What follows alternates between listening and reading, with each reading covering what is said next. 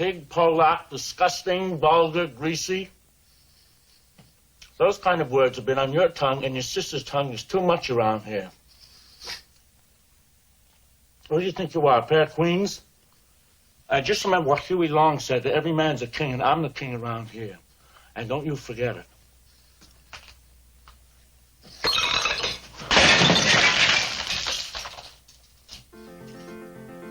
My place is all cleared up now. You want me to clear yours? Hello, listening people. Hello. You're listening to Spit and Polish Presents. I am one of your hosts, Ryan Swinski. And I'm Bartek, the other host. Hello, other host Bartek. How are you doing on this fine recording? Good initial host, Ryan. The initial host. I'm the spawning host, and you are the... I'm the other. We've defined this on the show. You're the other. I'm the Pole. You're the Polak. I think that actually works. I think we can nail that one down. Yeah, you're the more Polishy one of the two of us.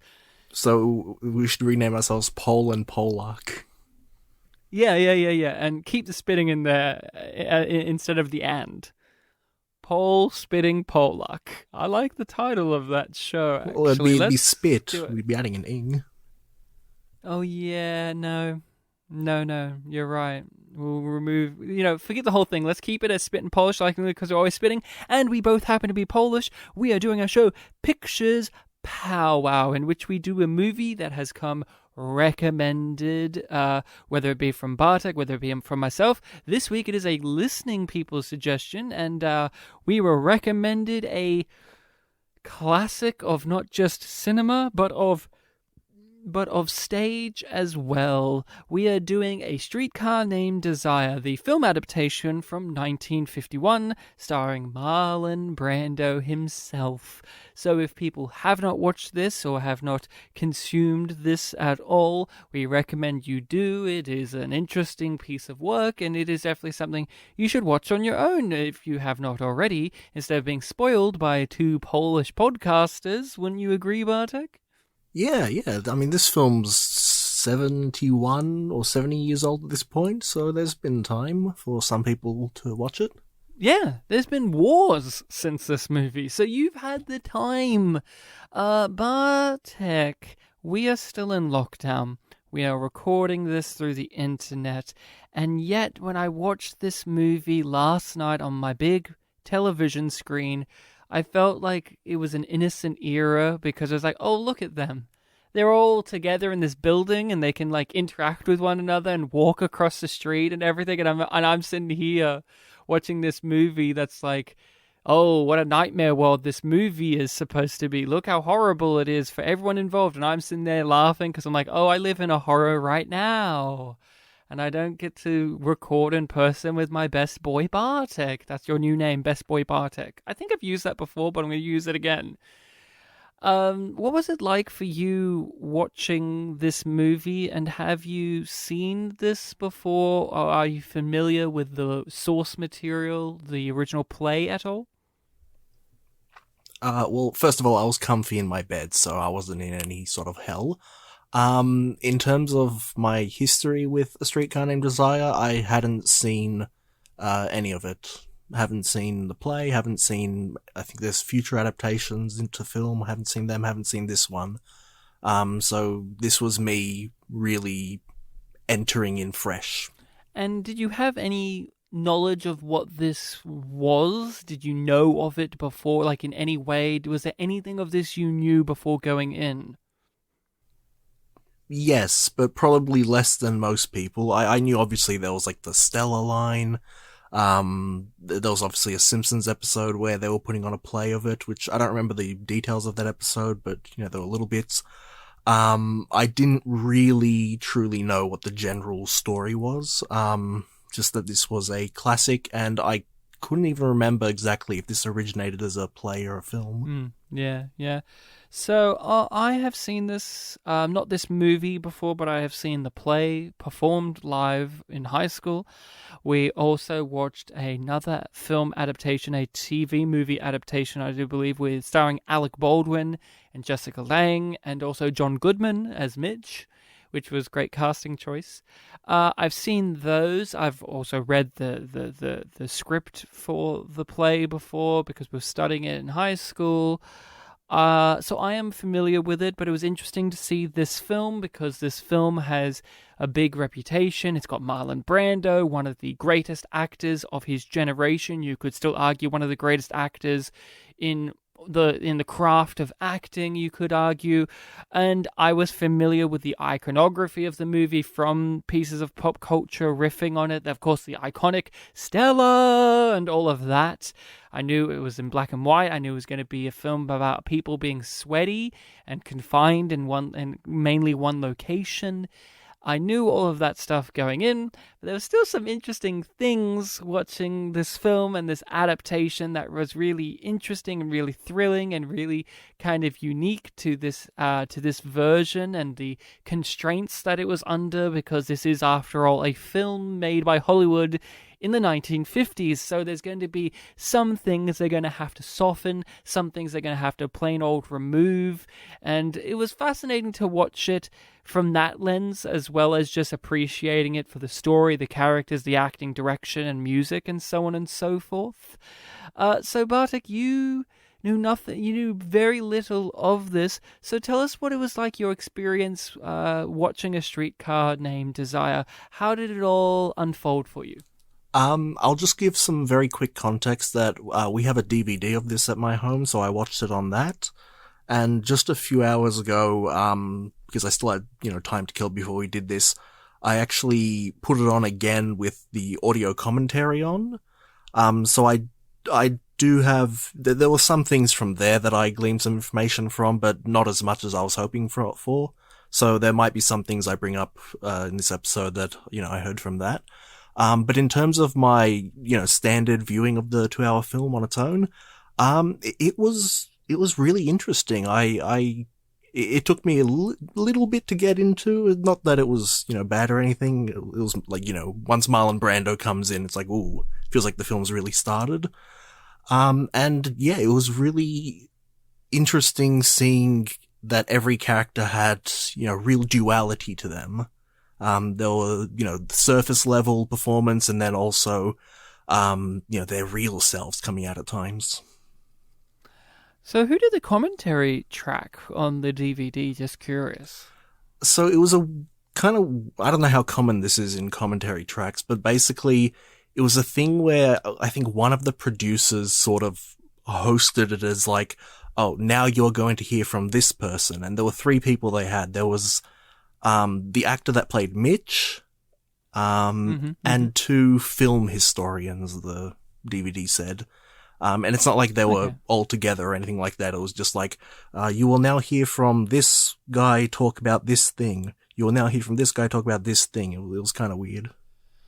I've heard those type of commentaries, somewhat reminiscent. I brought it up on our Falling Down episode. They had a similar thing in which they had a series of different people talking about the movie. Some of them were brought in to record their moments for commentary tracks. Some of them were extracted from interviews or press junkets or retrospective discussion of the movie. So I'm familiar a little bit with that type. I mean, it would have been interesting if they dragged in any of this like other surviving cast or crew into it, like an old Marlon Brando to talk about this movie, especially with how weird and crazy and bizarre he was as an older gentleman. But I get where you're coming at. So it took you a little while to warm up to the film. I completely understand that, and I completely agree with it too. I took a little while to warm up to this movie because Blanche is a lot, and that's the point. She's a performer. That's her character. She's always performing. She's always putting on a show. She's always putting on this version of herself. And I knew that. I've seen the play. I've seen this performed elsewhere and in other versions, but it was still quite a lot to get into. Like, I know that this is what Blanche is like, but I, along with the people around her in the movie, eventually warmed up to that really kind of abrasive character that she's putting on, this Southern belle type who's very, very shrill and very over the top. And I, along with the other characters, was just like, oh my god, what is this? Who's this? And of course, I know the details of what happened to her and why she is this way, but it was still like a kick to the face. And I think, in a way, you need that for the movie or the story to really land. But it's also one of those techniques in which, you're alienating the audience at the beginning, but it's in a way where it will win you over by the end. Would you agree with that statement? Yeah, I think that roughly covers it. It's, yeah, like you say, she is a lot, and that is the point. It basically, the first few minutes of the film before we meet Marlon Brando, there's a lot of, exposition and, the expression of character happening. Expression of character being, all her flowery dialogue and her back and forth with her sister. And, for someone like me who isn't familiar with the story, just working out, like, what the deal is, why she's here, things like that. What were any other aspects that were off-putting to you to begin with? And why is it that Marlon Brando as Stanley was kind of the key that flipped it for you? I think it would be really, not quite accurate to say that, I wasn't into this film when it started. It was just basically the thing I just said. Still trying to work it out and, who these characters are, what's going on. And to the other point, when Marlon Brando comes in, he brings a very physical performance to the film. Like, a lot is being said, through his mannerisms, how he interacts with Blanche, how he acts around the house, things like that. It was very much for the double meaning here, for the eyes. Some people eye candy, for other people, characterization. Would you say that you were at all drawn in and or affected to be drawn in by him because he is Marlon Brando, who, let's be honest, is one of the most iconic actors of this era? Do you think that weighed in any way, like this notion of like, well, it's Marlon Brando, like that kind of naturally wins you over in some minute way? Do you think that at all impacted you? For me, not as much, because I haven't seen really all that much with him. I think it's mainly just like The Godfather and Apocalypse Now for me.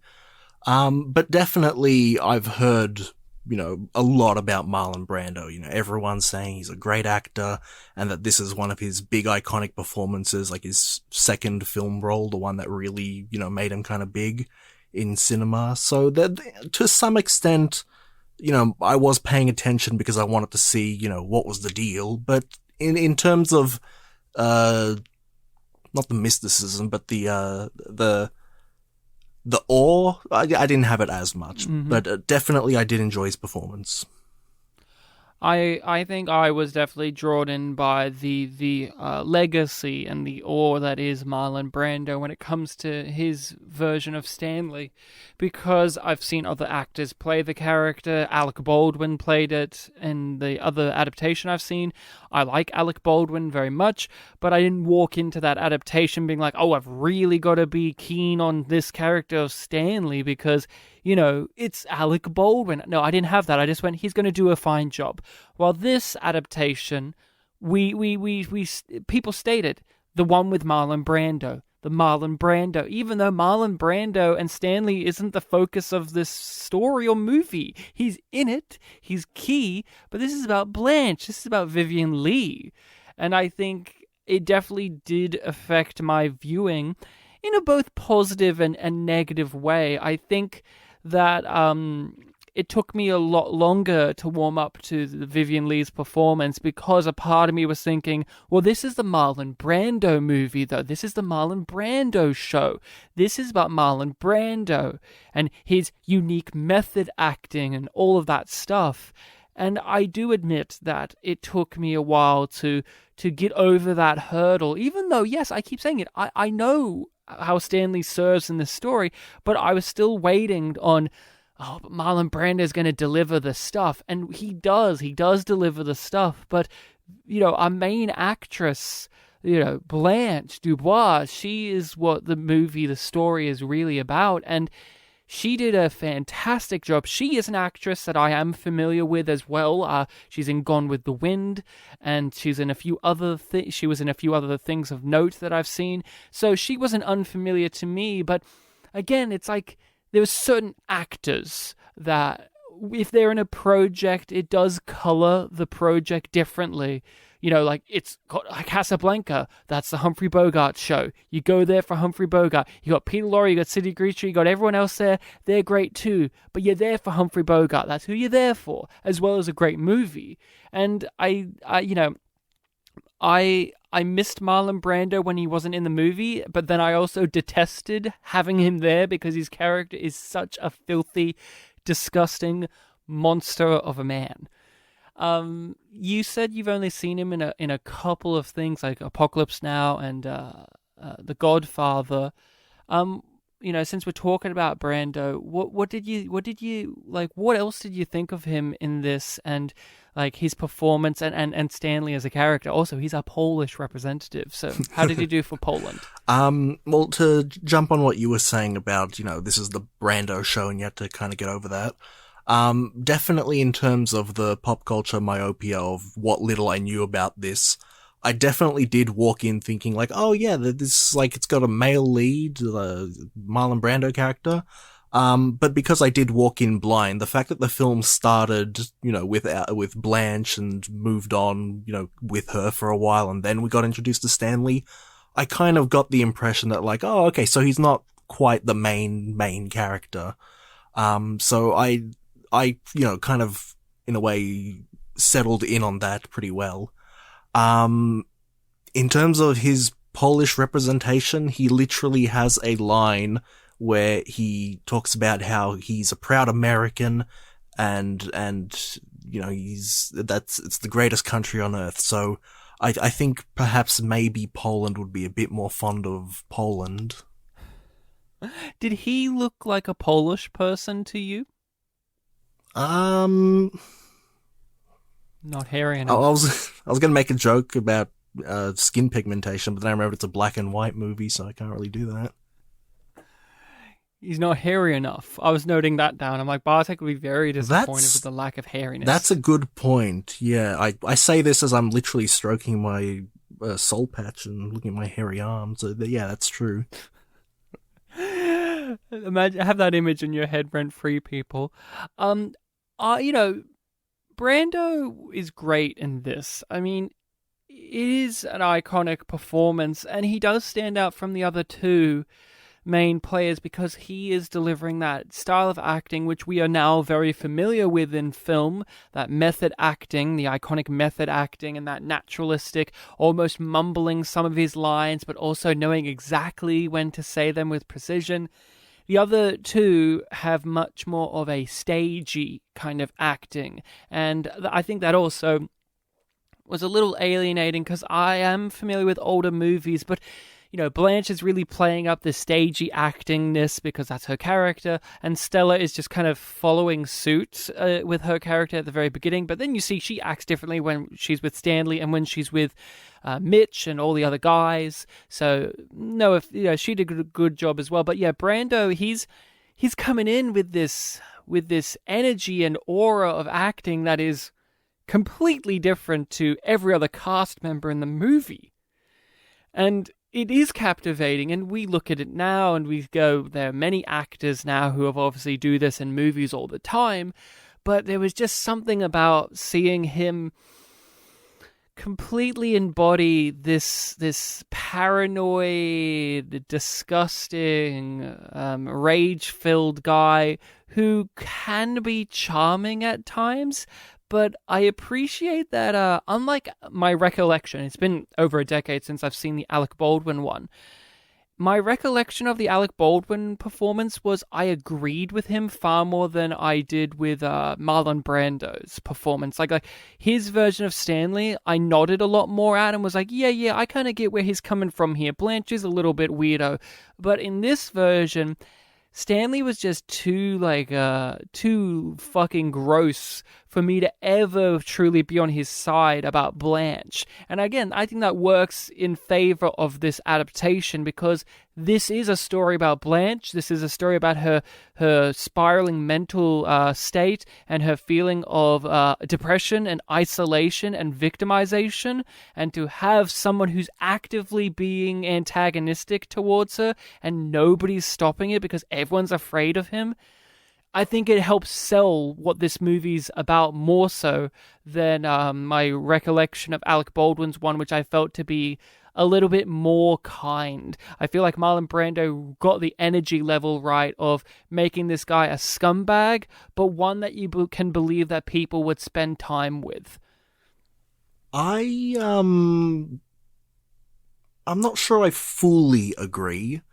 I'll mention this. The audio commentary that I listened to wasn't very good, but they mentioned, here and there, basically, most of it they were talking about the history of the play and how it was made, and there were only very occasional moments where they actually talked about what was going on in the movie.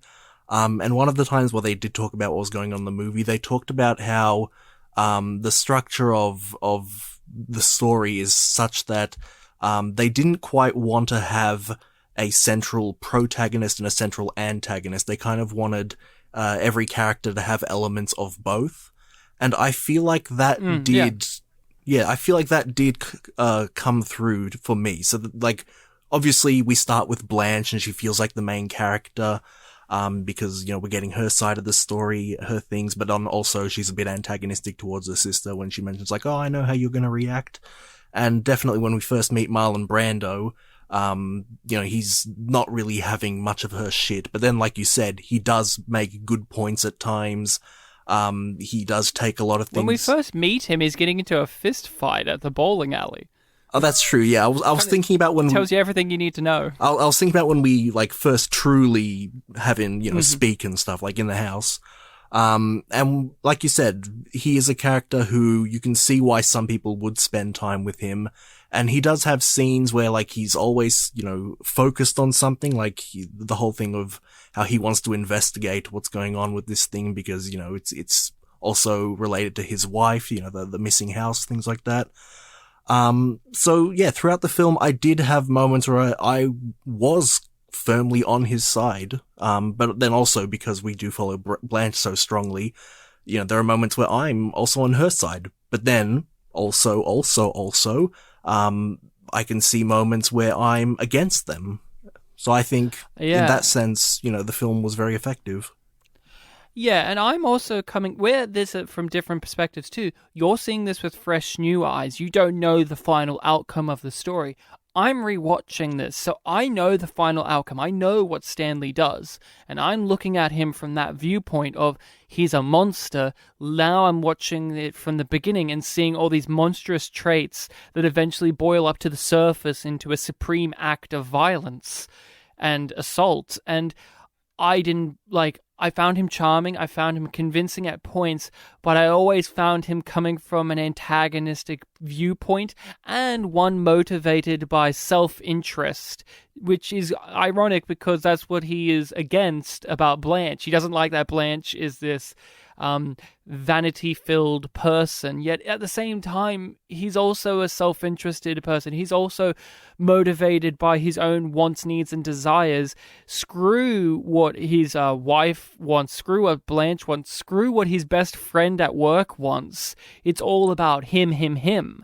And that's the thing. All of them are shitty people, but they also have their moments. But in this version, in my watching of it, I appreciated that, to me, Marlon Brando knew the right moments to play him for the pig he is, whilst playing it in a way where the character doesn't think that of themselves. If you catch my drift there, it doesn't feel like Marlon Brando is putting the energies in the wrong places. It feels like it's all in the right places to make it feel complicated, to make it feel unsettling. I was watching this with my wife last night too, and I think also a major thing to factor in is we're two guys, and we're relating to this guy character. I watched this with my wife last night, and It was conflicted, majorly one, because Marlon Brando is really fucking hot in this movie, but two, he was really scary the whole entire time because he's this big, imposing male figure who snaps at an instance, and that is very terrifying, especially to a woman. And this story is about a woman, is about women in a lot of ways, and their reactions or non-reactions to men in a lot of ways. I mean, Blanche's whole entire fucking mental state, she hinges on the kindness of strangers, most of them being men, of course. I mean, a lot of her mental deterioration factors back to her husband killing himself, and then her just relying on all these men. And then she comes to her sister, and then, oh, there's a man there. And then there's another man with Mitch as well. And it's a very tricky thing. So I was curious too. Have you read or seen or familiar with any other Tennessee Williams works? Like I say a lot, it's a name I know, but I don't quite know what he's done, so I'm not sure. I think the other big one of note is Cat and Hot Tin Roof is a very interesting one. I haven't watched that one all the way through. I've seen scenes of it. There's a great speech about fat, rich men with no necks, and it's about like the speech called like these no neck monsters. I like that conversation, that speech a lot. But I was just curious because if this is your first Tennessee Williams thing, and you know he's a big name, that's a big name in the writing sphere. What was your overall, what was the sense, before you get into the commentary and forming your own things, what was your overall sense of what Tennessee Williams was trying to put down and say when you walked away from this movie? I guess the major theme would be like the classism kind of thing, where Blanche, she has just come from a rather wealthy context and is now coming to a poorer context, and she's having a big, culture shock of, how things work in New Orleans, and her sister's living in a poorer setting with an ape Polak of a husband, and yet somehow she's happy. So, I guess for a little while, because again, I didn't quite know where it was going to, I did get the impression that the film was trying to talk about, how people try to find a sort of a happiness or comfort in unlikely places. So I guess in that kind of poetic train of thought. I had a far more depressing view, especially last night. Like I said, it's tough times here in Australia, and watching tough media makes you look at things with the glass half empty approach. At least for me, you have a much more optimistic view of things than I do. Oh well, look, when the film ended and our male lead raped someone, I definitely felt like, oh damn, I was off.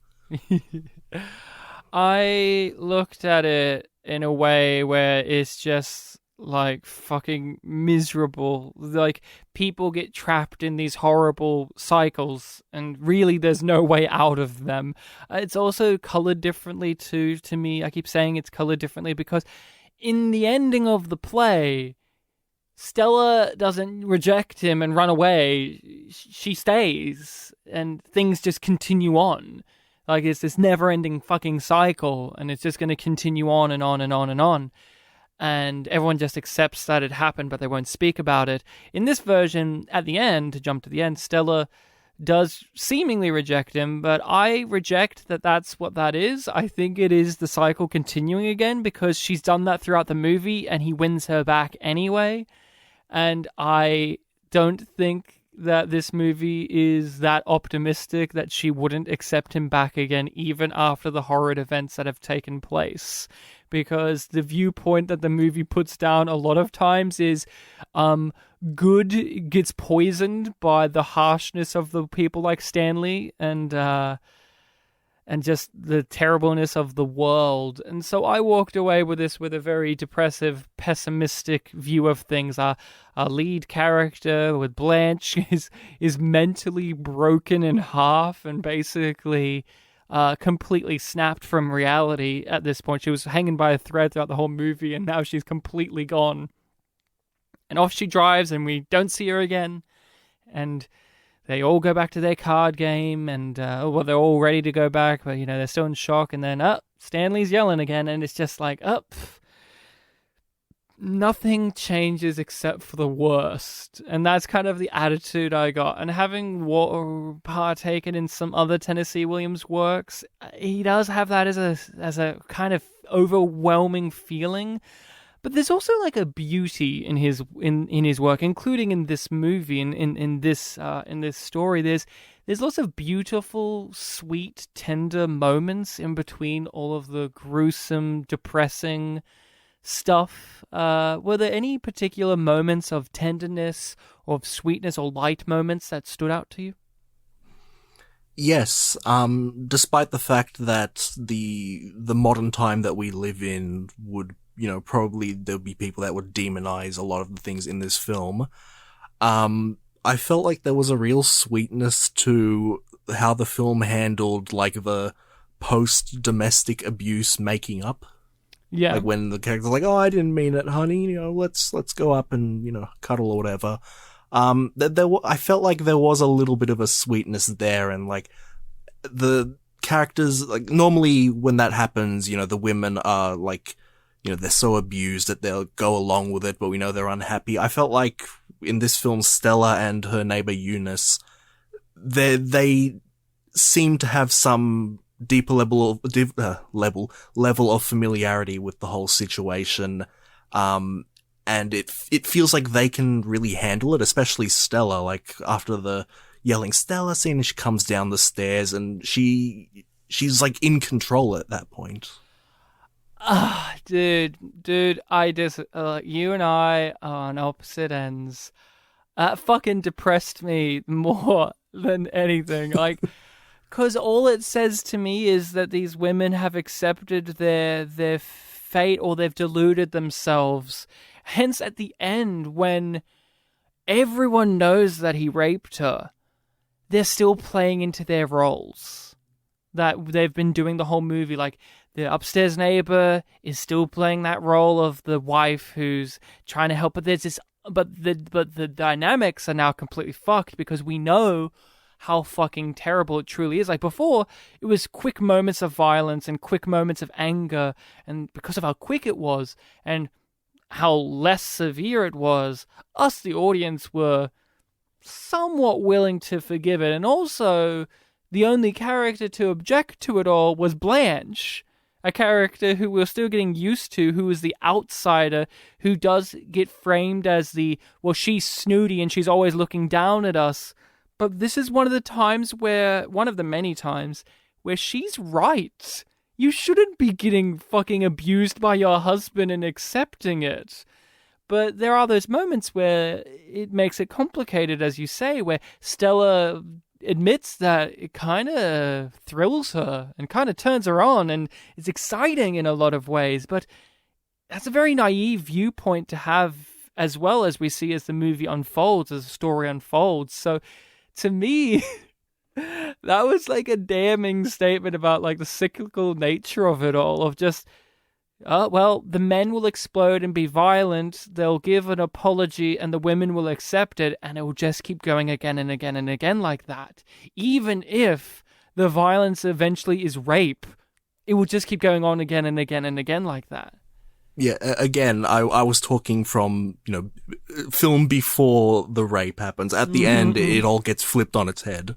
Yeah, I really want to walk away from this episode not looking like a bad guy. You don't want to be Stanley. No, I do want to be Stanley. I just don't want to be a bad guy. So he does want to be the rapist, okay. So I think the tender moments were the romance scenes with Mitch, which of course get poisoned by the end because of Stanley. And because of Blanche. She has to have some accountability for herself, of course. I don't want it to be like, oh, Hashtag Team Blanche Dubois. Blanche is a very bad person too, but Stanley weaponized her past against her, and for what? Because she uses the bath too much. But I liked those scenes. I really like the character of Mitch. I've liked him in all adaptations because he seems like she says, the sweetest, nicest person in the whole entire fucking story. But, you know, then you see, no, he isn't. He's just as bad. That's the thing. Everyone's as bad as each other, and everyone can be as good as one another too. It's a tug of war. There are obviously different levels at different points, but Mitch seems like the nicest one out, and he also feels like a victim of circumstance. His mother's dying. His best friend has poisoned his potential wife against him, like his future wife, as Tommy would say. And that kind of thing. Oh, I was curious too. We're big fans of The Disaster Artist, both the book and the film. Did it color your, like, did you think about that at any point? Because I think we joked about it at the end of the podcast or afterwards that Tommy Wiseau is a big fan of this and that this is a major inspiration point for The Room.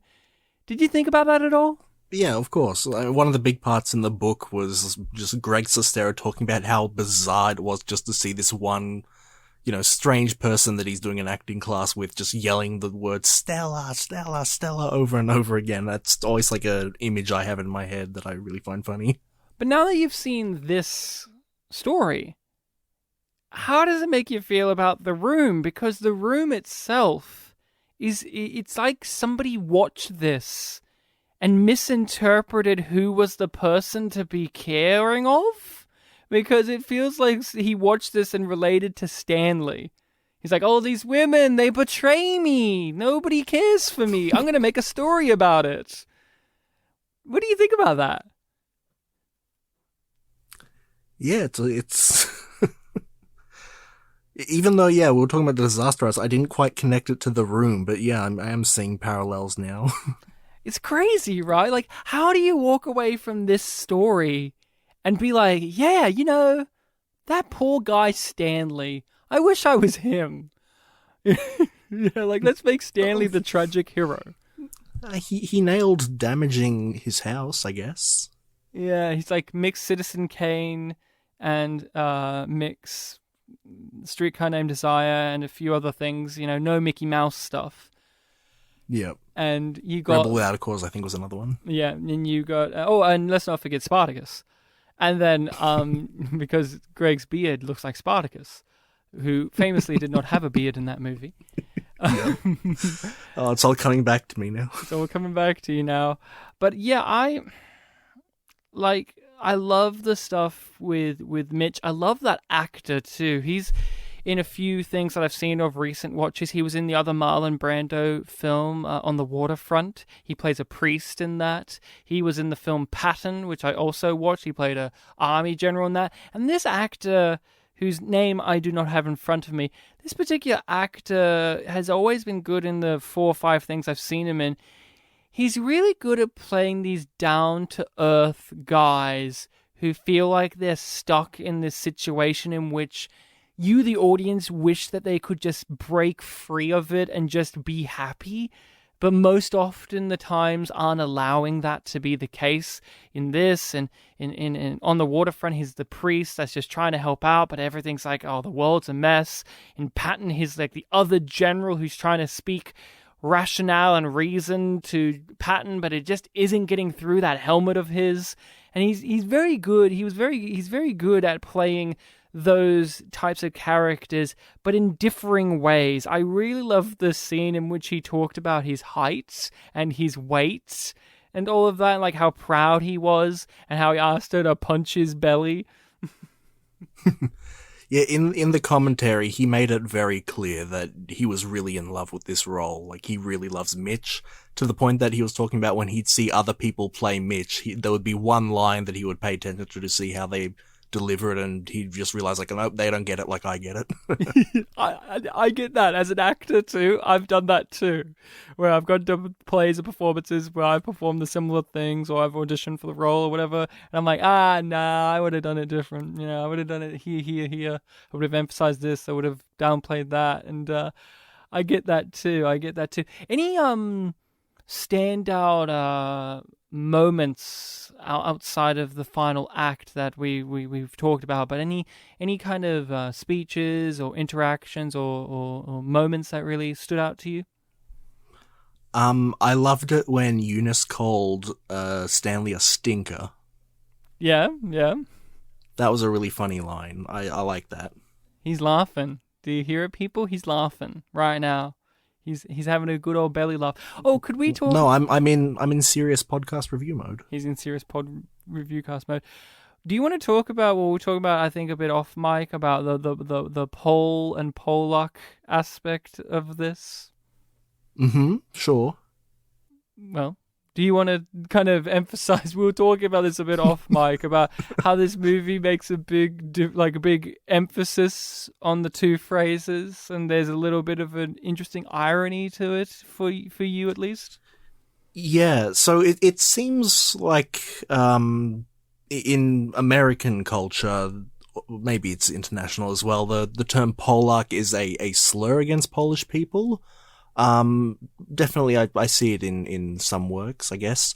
But the irony as someone who speaks Polish and is Polish is that, the word Polak, is the Polish equivalent of the English word Pole when you refer to like the denomination of people from Poland. So I always see that term as like, yeah, it's just the term for a Polish male, like, and the female one would be Polka. So yeah, it was just always really strange to me that that's a slur, and that's kind of what threw me off. So, like, when he had that scene where he's like, I'm not a Polak, I'm a Pole, I'm like, well, yes, in the English language, yes, you're a Pole, but in the Polish language, you're a Polak. And as the Polish one here who does not speak the language and does not have a real connection to the culture as strongly as you, I am familiar with it being used as a derogatory phrase in media and not in my real life.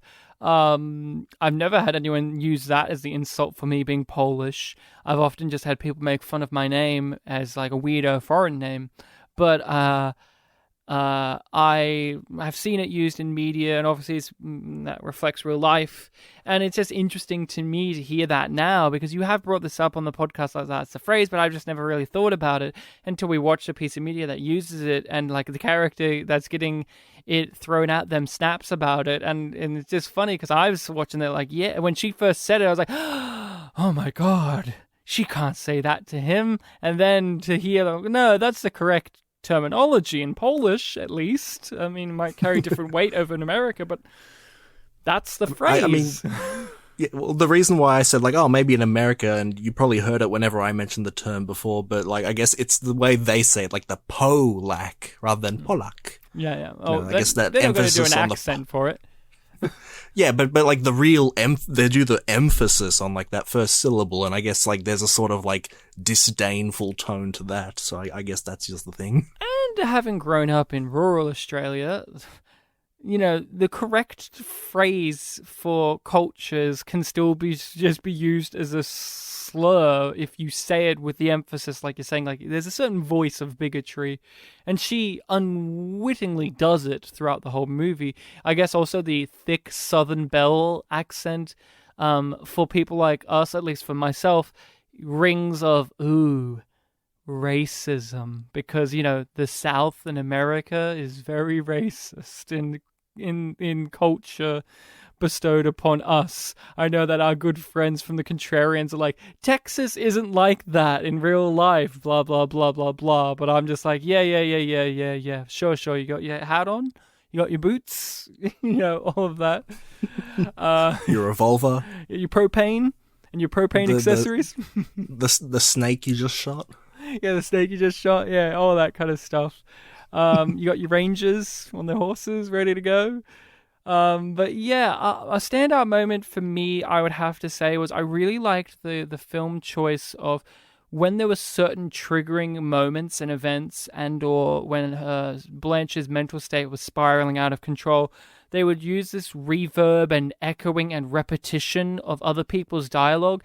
And especially with Stanley early on, it becomes very muffled and we can barely hear it, but she's obviously responding to it. I thought that was very effective film-wise to give us an understanding of her mental space, because again, this does feel very stagey. Like, no disservice to the direction, but this does feel like a stage show. But those little touches like that gave it that extra life to warrant it being a film. And I really appreciated those, and those stuck out to me. And that says something about adaptations, is the things that stuck out to me the most were the embellishments of stuff that can only be really properly communicated in the given medium we're watching it in.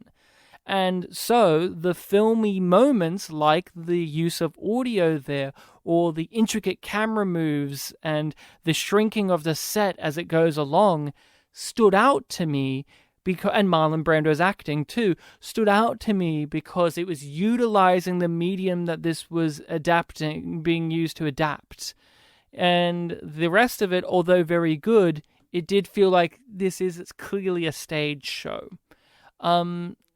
How do you feel about that? And did that affect you positively or negatively, the stage showiness versus the filminess of this? Yeah, I think that might be something that, I may not have noticed it, but my brain did, that kind of thing. Yes, Mr. Plinkett has just come into the review now. You didn't notice it, but your brain sure did. Yeah. It's one of my favorite lines from anything ever, But yeah, I guess that is a good point. Again, someone who's not familiar with this work, hasn't seen the play, I can definitely see, that being a thing that stands out more. One moment that I do remember standing out, and I guess this is a bit more testament to the acting, but I'm sure possibly the reverb stuff or something happened there that I just didn't notice. It was, well, first of all, our character Blanche here, she has a very showy nature, which you've already mentioned. She very much is good at the fast talking kind of thing, where in a single snap of a finger, she will be in a mode where she can just keep talking and, kind of hide her insecurities, basically put on the character that hides her loneliness. And, there are moments where it breaks throughout the film where, someone confronts her, she might get quiet before either continuing or just remaining quiet. But one of the very first times that it breaks, there is a sense that, there is a still performative reaction to it. But the way that she was acting in this moment I'm about to say, there was something different to it that really, the acting just gave you this sense that oh no, this isn't an act anymore.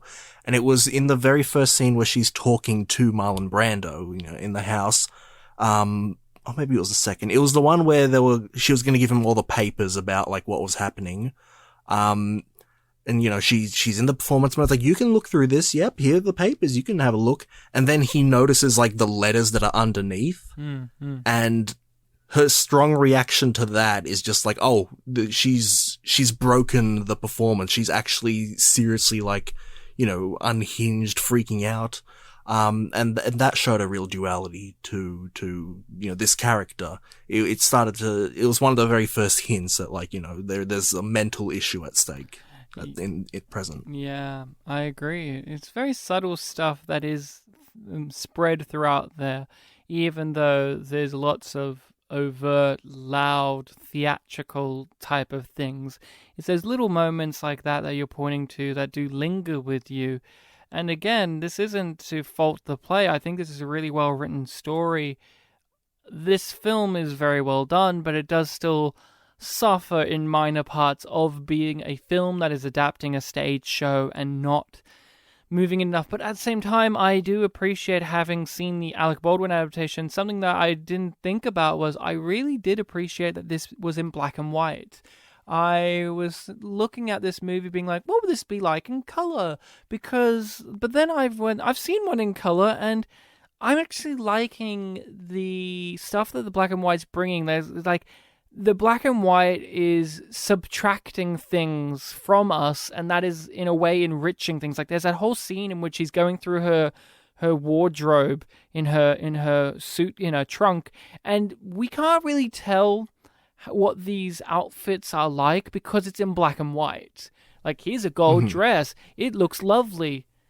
You can tell that the outfit looks nice, but the removal of seeing what the color of it is kind of added to this overwhelming sense of like, I don't know what the sense is. It just added to this unnerving feeling that obviously is paired up with the dramatic lighting that the movie is putting on. The fact that everyone's sweating is also emphasized in black and white rather than in color, because everyone's in their grays and whites, and so the sweat stains stand out all the more than in color sometimes. Sometimes in color that can kind of just get drowned out a little bit more. And go on. There was a point in the commentary where they acknowledged that films had already been made in color. They didn't give an explanation for like why this film was in black and white, but I suppose, that acknowledgement, the fact that color film was possible at this point, does lend itself to the idea that, there was a purpose behind the black and white, and I guess, you're kind of, trying to grasp onto that. So it definitely feels like an intentional choice.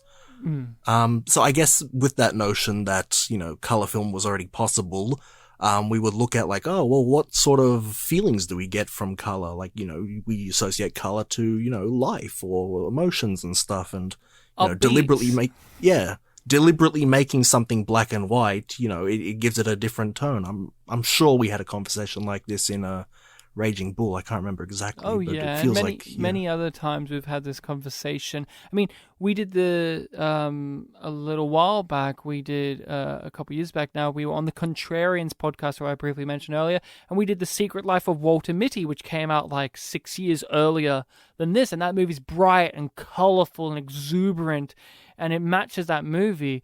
Here, it being black and white just adds to the overwhelming sense of dread and ambiguity as well. Like, you're being told this is beautiful, but because the color has been removed, it's actually kind of hard to tell how beautiful things are. And that also ties in so well into the black and white of Blanche hiding her age with the lighting. I appreciate that the black and white on top of the moody lighting that they give is another thing that obscures us from being able to really tell how old this woman looks. When Mitch was, getting a good look at her, as he said, like, that notion that he never got a good look at her kind of put it in my head, like, oh, maybe I should, get a better look at her. Because, we've seen her throughout the film, but I haven't really paid that close attention. Yeah, and throughout most of her scenes, she's making sure to be in shadowy things and move lights where she can and put the things on. Like, when I saw this on stage and when I saw the Alec Baldwin version, that moment where he's shining the light on her face, a part of the translation is lost. In the stage version, it's lost because she's clearly, like, whoever they have is an older woman, and or when I saw it, a younger woman with older makeup on, and, and that kind of removes it. And in the Alec Baldwin one, it's in color, and although they're doing stuff with lighting, I could always tell how old Jessica Lange looked throughout that movie, that adaptation. So when John Goodman's like shining a torch in her face and be like, you look older than I thought, I'm like, no, she looks the same as I thought she did the whole time. But also, in this movie, we got to remember, in a lot of these older movies and TV shows, they would rub a little bit of Vaseline on the screen, on the lens, for when women were on, to give that, that softer look. They would do a lot of film tricks, light tricks, to accentuate the innocence and sensuality of women.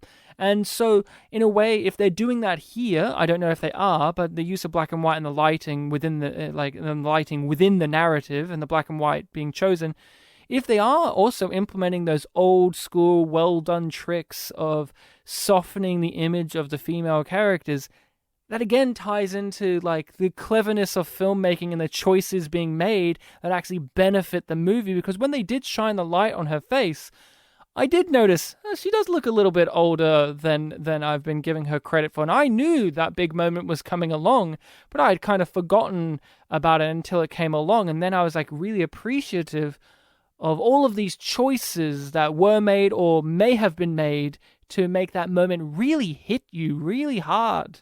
Yeah, it was a good moment. I guess in a sort of cynical way, I was thinking like, oh, this is, a 50s film, so it's the decade. I guess it's still coming up at that point. It's the beginning of the 50s, but it's the decade where you had like, B movies where you would have adults playing teenagers, things like that. So I was giving the film kind of, a slack of like, oh, okay, maybe the actors aren't playing exactly their age. So yeah, but it was good that the film, had that moment to acknowledge like, oh, no, there is some sort of trickery at play. Yeah, and it's good when they acknowledge it.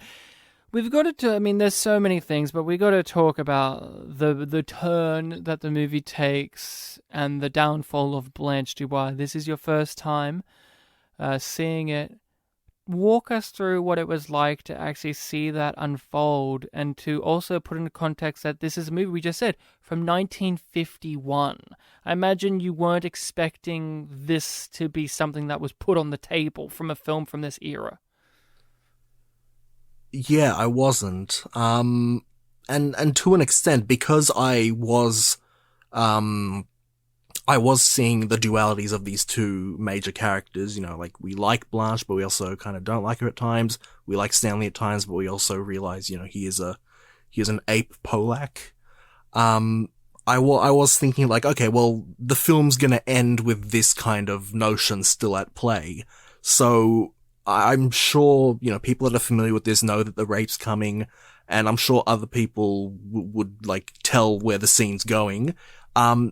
Surprisingly enough, it actually threw me off. I wasn't seeing it coming. I really thought that there was going to be some sort of, consensus, because it seemed to me like Stanley was, he was performing in that scene. Like, he was being friendly at first, but he knew that like, she was bullshitting and he was just trying to catch her out on it.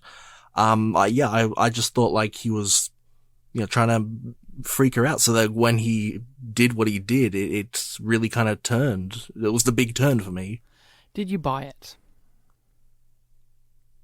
I think I'm still trying to think about it. I think maybe at the moment I didn't, because I thought that, he began the scene so happy, and I thought like, oh, well, even though he is doing a performance, there is a sort of, genuineness to him at times. He talked about like, we were happy before. I'm gonna be a father, things like that. And I thought like, he's in an upbeat place, so maybe he'll be fine for this scene. But yeah, when I can't believe he smashed the mirror. Yeah, it's a rough scene. I rejected it the first time too, when I saw the Alec Baldwin version. And again, maybe one day I'll revisit it and I'll see what that film was putting down, and it was a lot harsher than I remember. But I remember rejecting it and being like, oh, I didn't think that was his MO. I thought he was like genuinely concerned about being swindled, and he didn't like her snooty, obvious lying and all of that. However, in this adaptation and the one I saw on stage, I felt the sinisterness of his character and the overwhelming sense of tension of not just who's going to snap, but I felt a sexual tension in the characters, not specifically Blanche, oddly enough, the character who is deemed to be the most sexual by the end of the movie, but I felt an overwhelming sexual tension from Stanley when it came to, Stella and to Blanche. So when it did happen in this movie, I completely bought it. And also little moments too of him taking relish and glee in instilling fear upon the women also made me buy that this is something he would do. Because again, it's not even the fact that he's sexually attracted to her. To me, it's about putting her in her place, like he does with the smack of the fist or the smashing of a plate or the yelling. It's about being the king of the house. You have pissed me off because this was supposed to be my evening in which I'm going to wear these fancy pajamas and smoke a cigar, but here you are putting on this massive show about these fake stories that didn't happen. I've had a fucking enough of you. Yeah, it's like that saying about rape goes, it's not about sex, it's about power. Yes, exactly. And I bought it very strongly in this. Like I said, I was never really on Marlon Brando's side. As charismatic as he is, and as fit as he was, like he was eye candy, like you said. He made me nervous throughout the movie, like very nervous. And I think maybe, who knows, if it is one of these moments in a story in which the audience initially rejects it, a portion of the audience initially rejects it, and then when you reflect back upon it and revisit it, you accept it, because that's where I'm at. I accept that this is what Stanley is and always was. And it's just... Oh.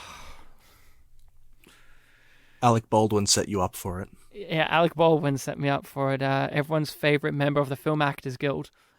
A funny thing to note down was the bottle scene, right? The scene where he's about to rape her.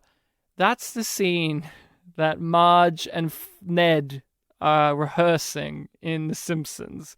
Think about that for a second. That in The Simpsons, they got Ned Flanders to play this role. Yeah, maybe. That's an extra joke on top of it that we didn't get as kids, huh? Yeah, maybe, I just said the thing about Alec Baldwin set you up. Maybe on a subconscious level, Ned Flanders falsely set me up. Yeah, and in that version, she does glass him, remember? She does get him with the bottle. Well, like I said earlier, I don't remember much about that, so the fact that was the scene that they were doing is now making me laugh. Yeah. That is the scene, because that episode's a great episode. You need to rewatch it, but that's the scene. And that's where you referenced last week. That was the first real instance where we saw how buff Ned Flanders is.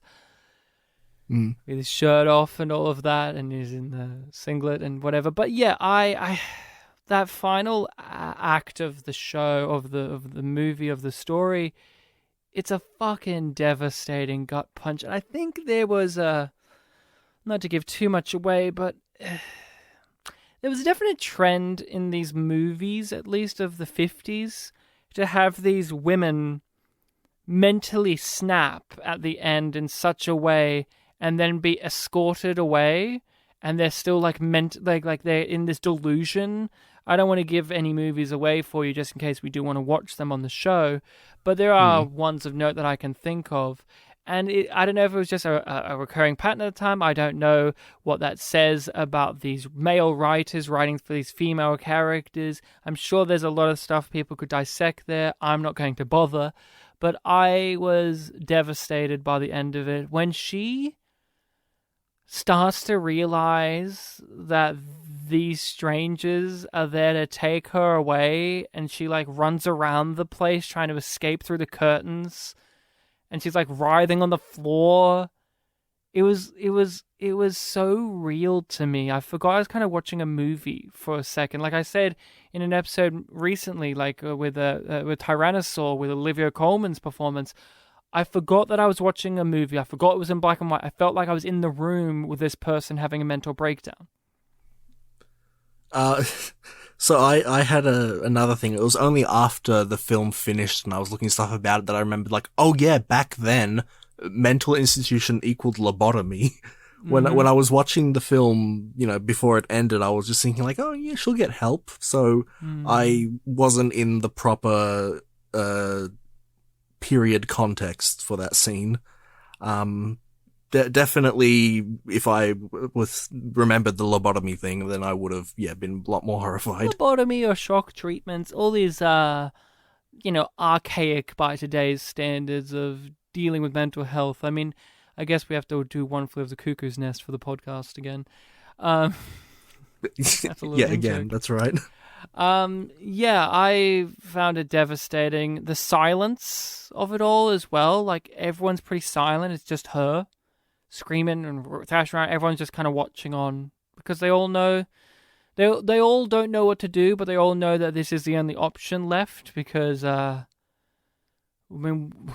where else, like, what else do you do with Blanche at this point, She's a completely broken person. Completely broken.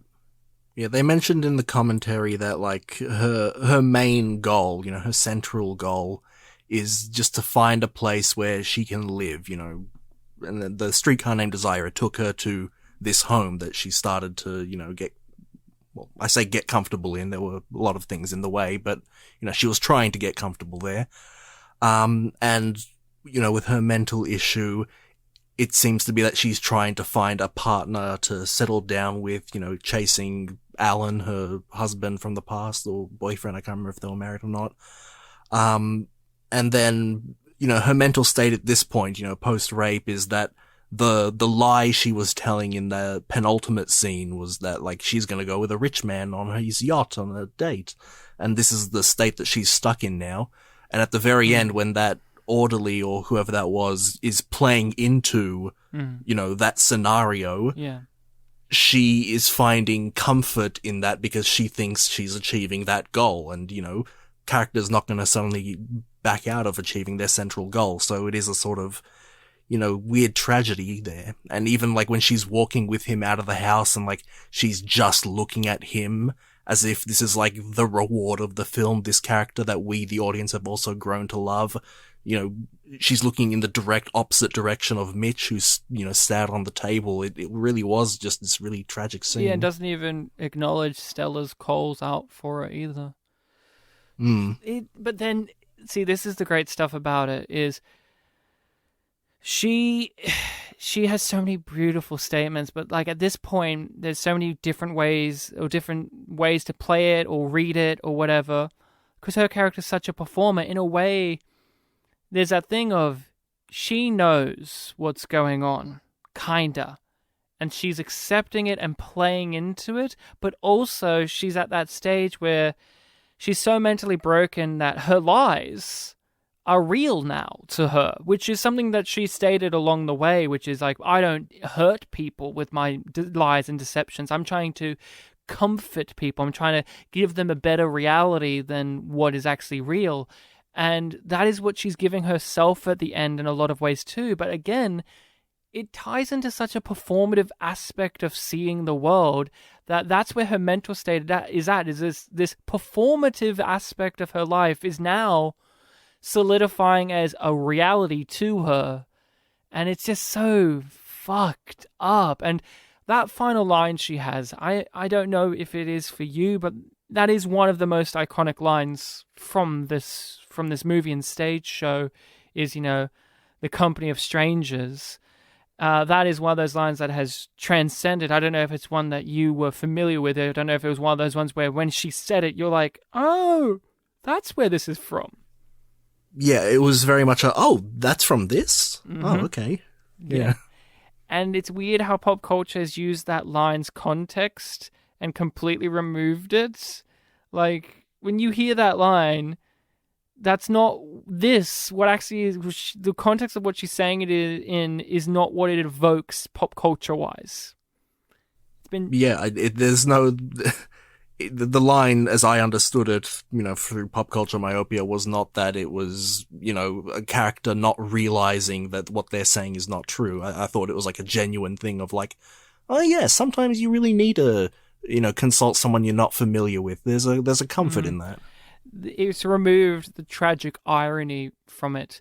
Why do you think that happens with some things? Like, it's always hard to understand why the pop culture sphere and the metasphere and whatever chews these things up and spits them out in completely different ways. Like, I've mentioned it before, Captain Kirk in Star Trek is not the Captain Kirk that most people figure him to be because of the perpetuating image that pop culture has bestowed. That's not actually the same character. It's a completely different character. Why do you think that happens? Why do you think a line like this has been recontextualized in this manner? Why? Yeah, it's a really good question. I know that there are... I can't remember if it was like a Facebook thread or it was like Reddit or it was some sort of screenshot of a thread of people saying things that's like, oh, that's interesting, where it was, common sayings that we all know, but like the actual original versions. Yeah. And like the main one that I always keep in my mind is when people say, blood is thicker than water, when the actual saying is something along the lines of the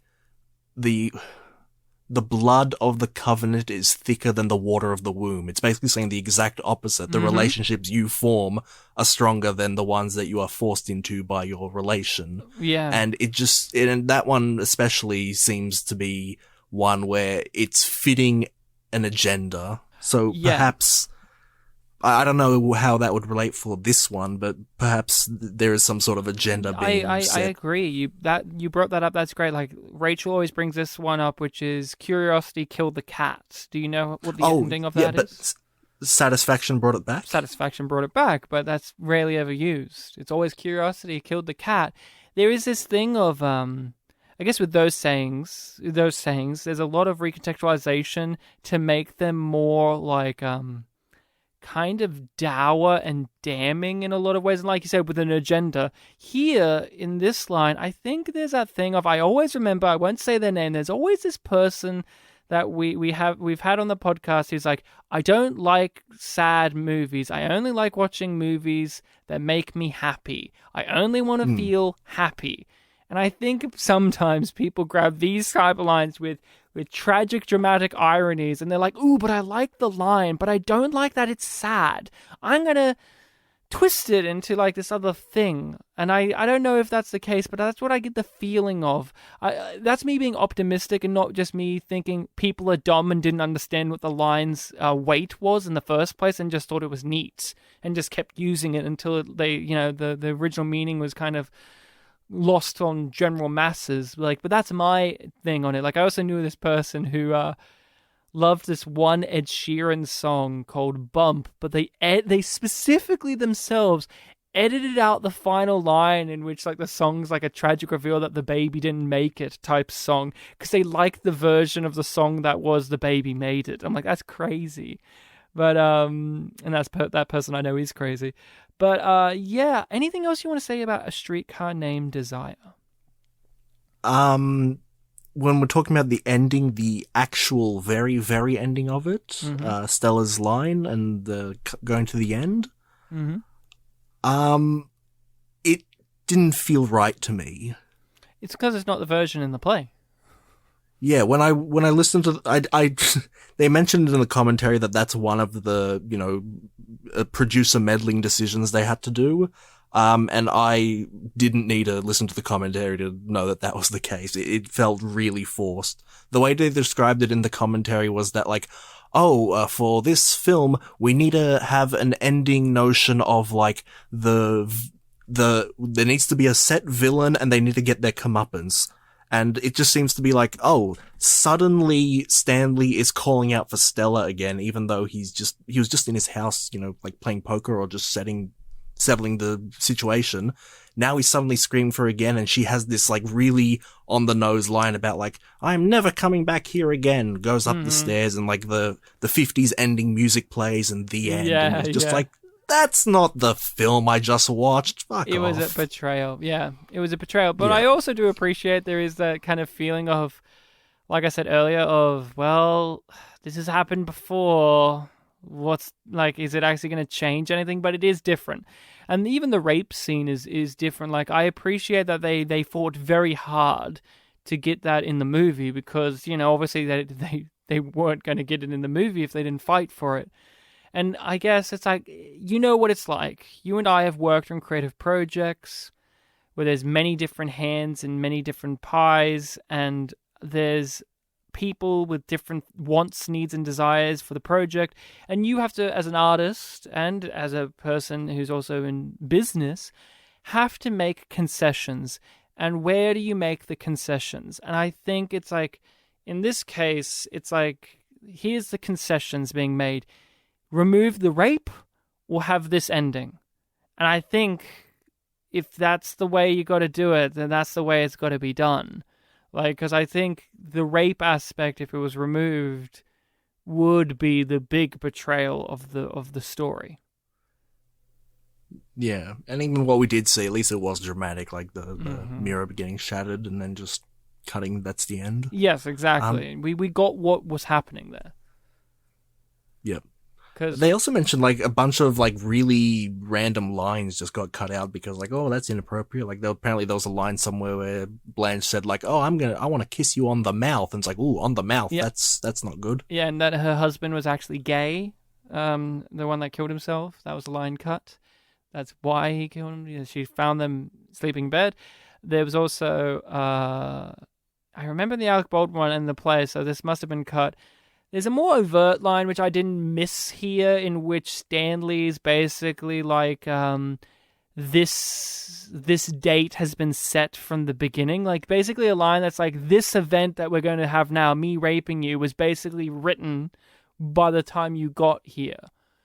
And Oh, so like he basically knew that he was gonna do it at some point. yeah, because having seen the play, there is a overwhelming sense of sexual tension. Here, it's present, but not as overwhelming between them. But I can only speak for this version of the stage show I saw. But yeah, I don't miss that line all that much. I get it, but I thought it was done well enough here. I think that's about it. It's a good movie. Like, it's just good. It's a good story. You know, like, it's one of those ones where it's like, well, how do you fuck this up, you know? Like, it's just such a well-written, well-thought-out thing that you'd really have to go out of your way to fuck it up if you're making it as a play. I mean, making it as a film. And they didn't. They got great actors and a great director, and, you know, it's one of those iconic things. Yeah. Wasn't as good as The Room, though. No. It was no Harvey either, which came out a year earlier. Which also featured mental institutions, which seemed fine in that movie. I was thinking that earlier when you said films, you know, ending with women, but then I remembered, that wasn't really an ending. No. It ended with him walking off with Harvey. Although, like I mentioned, the lobotomy thing wasn't on my mind, so if I rewatch Harvey, I might have that kind of dread over my head. Yeah, that's it. Streetcar Named Desire, great one to revisit. I was happy to revisit an old movie as well, and a classic. Sometimes it feels nice to strike off a classic film from the list, don't you agree? Yeah. Also, I don't think we said it yet, but it was recommended by Dave. Oh, yes, friend of a friend of ours. So I hope you're happy with our discussion on it. Bartek, I recommend it. You recommend it? I do recommend it. I think it was a good film. There you go. You are now the one with the recommending of a film next for the podcast. Yeah. What are you going to be recommending for all of us people, all of us, each and every one of you is going to sit down and watch the movie Bartek recommends. And I'll know if you didn't watch it, okay? I'll know. Bartek won't. He's too busy laying down in bed. We call him Bed Boy Bartek on the pod now. Not Best Boy. We call him Bed Boy. I used to be Good Boy. He used to be Good Boy Bartek, and now we changed it. And I'm Soft Hey Ryan. So, because I say hey softly. So, Bartek, what are you recommending for us to view? So this film's a little bit younger than A Streetcar Named Desire by about 65 years, maybe. Did I do my maths correctly? So We'll find out. 9, 0. Well, yeah, about 64, 65 years. We are in my thing where I'm picking a non-American film, and we are going back to the world of anime, Ryan. Yay, yum. What are we doing? Yep, and this is a film that you are aware of, but I don't think you've seen yet. It is 2016's A Silent Voice. You're right. I haven't watched that. It's been on my to watch list, and I was like, I figured out that what year you were going to say, and I'm like, is he going to recommend Your Name? Because I want to rewatch It's that. the same year. But it's the same year. Both big ones of that year. I think Your Name... Is it Your Name? Your Name.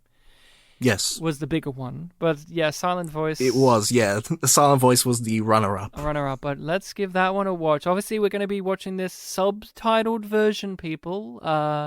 So make sure to check out that version. I don't know if there's a dubbed version of this. I imagine there would be. It seems like most of them have dubbed version nowadays.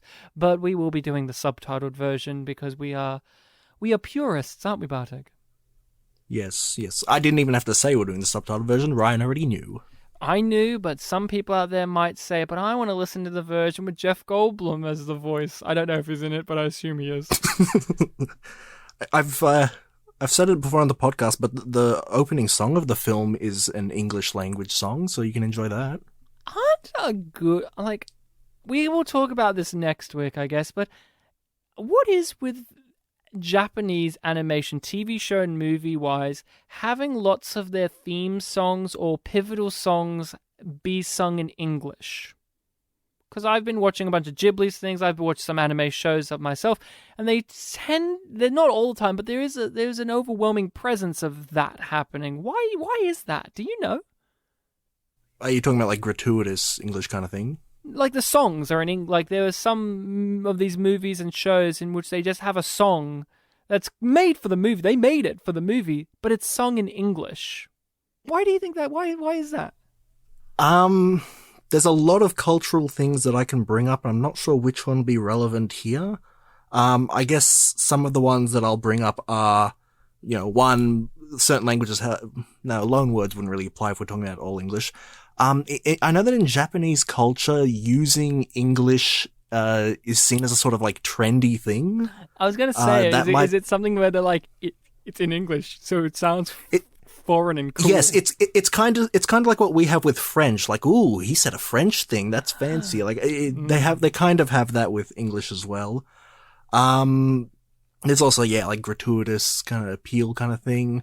I will say though that this isn't a song that was made for the film. It's a known song from I think like the 60s. Yeah. That's fair. All right, no. Silent Voice. No, the other one. Silent Voice next time on the pod. Until then, you can find us on those social medias of Facebook and Twitter, Spit and Polish Presents, in which we're posting things on there, having discussions. Let us know what you think about what we've discussed. You can email us as well at spitandpolished@gmail.com. You can let us know what you think, recommend us movies, you can help us add more to the list.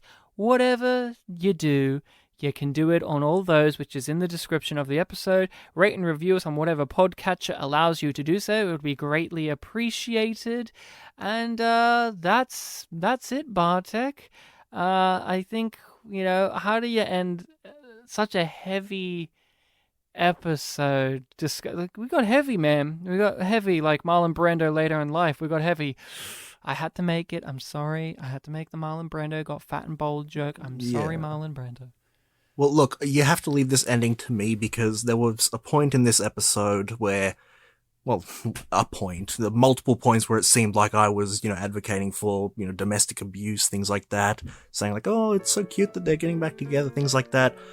I want to just make it clear to everyone that I do not support domestic abuse, things like that, and to prove that, I'm going to make a power play by throwing things at my wall.